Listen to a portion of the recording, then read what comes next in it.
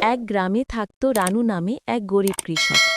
ছোট্ট জমিতে সে প্রতিদিন অনেক কষ্ট করে কাজ করত। বৃষ্টি ঠিকমতো না হলে বা বীজ ভালো না হলে তার ফসল হতো না, সংসার চলত কষ্টে। কিন্তু রানু হাল ছাড়ল না।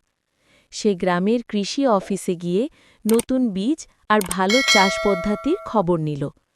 নিয়ম করে জমিতে সার দিল, সেচের ব্যবস্থা করল আর যত্ন করে ফসলের দেখভাল করল।